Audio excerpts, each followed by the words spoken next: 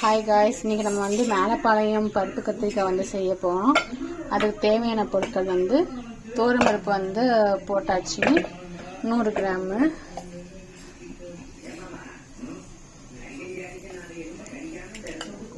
அதுக்கப்புறம் சிறுபருப்பு நம்ம ஆட் பண்ணுறோம்.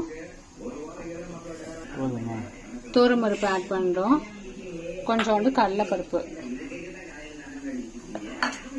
அந்த கடலைப்பருப்பு இருக்குன்னா பின்னாடி இந்த பருப்பு ஊறினதுக்கப்புறம் போடுறதுக்காக வச்சுருக்குது.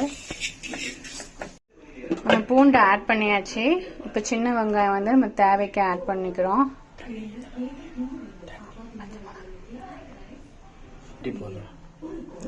ரெண்டு பச்சை மிளகாய் ஆட் பண்ணுறோம். நம்ம அப்புறம் தக்காளி ஆட் பண்ணுறோம்.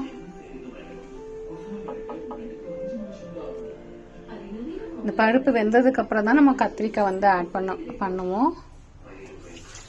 தண்ணி ஊற்றி குக்கர் அடிக்க வேண்டியதான்.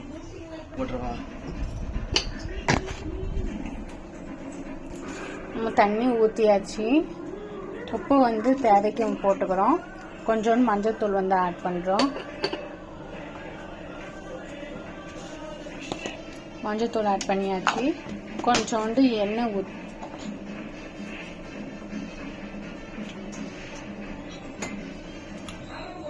வாசனைக்காக எண்ணெய் கொஞ்சோண்டு போதும்.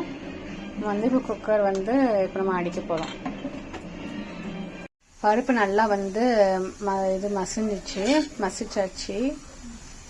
நல்லா மசிச்சாச்சு. இப்போ கத்திரிக்காய் ஆட் பண்ணுறோம். கத்திரிக்காய் ஆட் பண்ணுறோம்.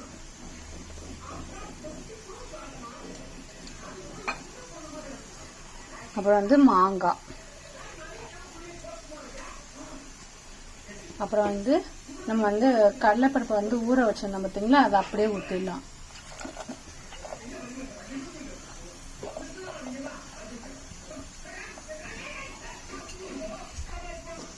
அப்புறம் புளி ஆட் பண்ணுறோம் நம்ம தேவைக்குன்னு.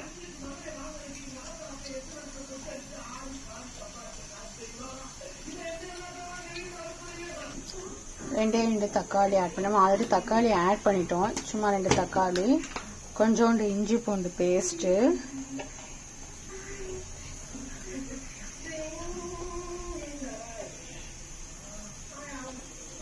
இது மசாலா தூள், நம்ம வீட்டில் அரைக்கிற மசாலா தூள்.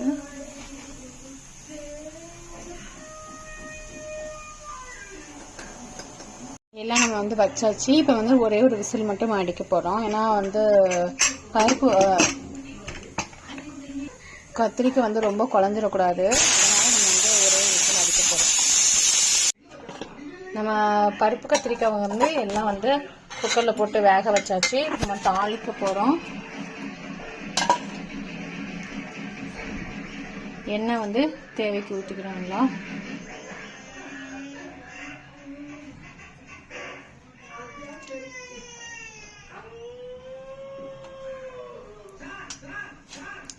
எண்ணெய் ஊற்றிட்டு கடுகு ஆட் பண்ணுறோம். வெடிச்சிச்சு.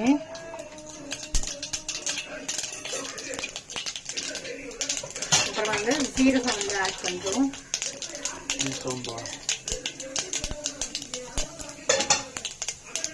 கருவேப்பிலை, மிளகா ஆட் பண்ணுறோம்.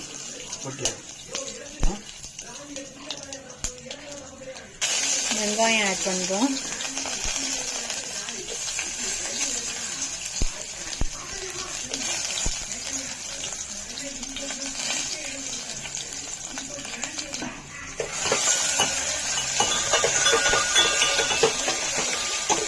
வெங்காயம் போட்டாச்சு. கொஞ்சோண்டு வெங்காயம் வதங்கிறதுக்கு தேவையான உப்பு ஆட் பண்ணிக்கிறோம்.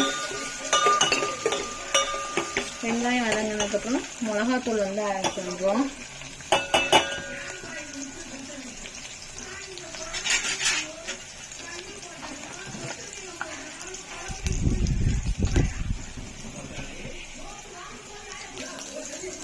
மிளகாத்தூள் ஆட் பண்ணுறோம்.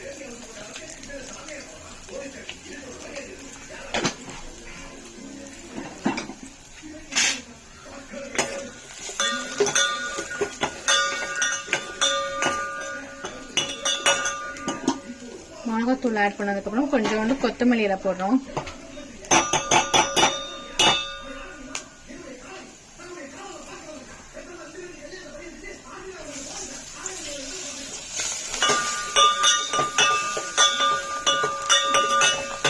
இப்போ வந்து நம்ம குக்கரில் வச்சுருந்தா பருப்பு தாளிச்சா வந்து நம்ம அதில் ஊற்றுறோம். இப்போ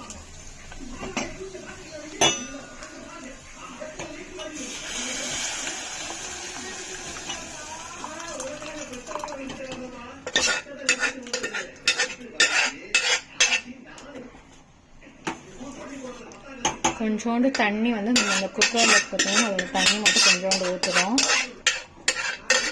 தண்ணி வந்து ஊற்றிக்கிறோம். எல்லாம் வெந்துச்சு. சும்மா 2 பபுள்ஸ் மட்டும் வரணும். அந்த பபுள்ஸ் வந்தாலும் நம்ம ஆஃப் பண்ணிடலாம்.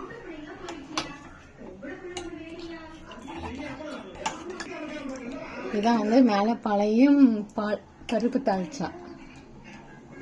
ஆக்சுவலாக இன்றைக்கி எங்கள் வீட்டில் என்ன சாப்பாடுனா சிக்கன் பிரியாணி, பருப்பு தாளிச்சா, பீஃப் தொக்கு.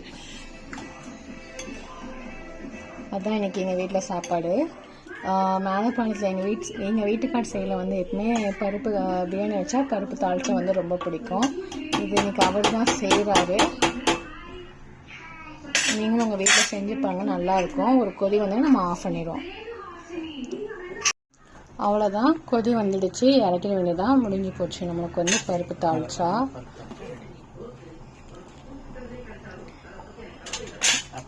மேலப்பாளையம் பருப்பு தாளிச்சா ரெடி. பாய்.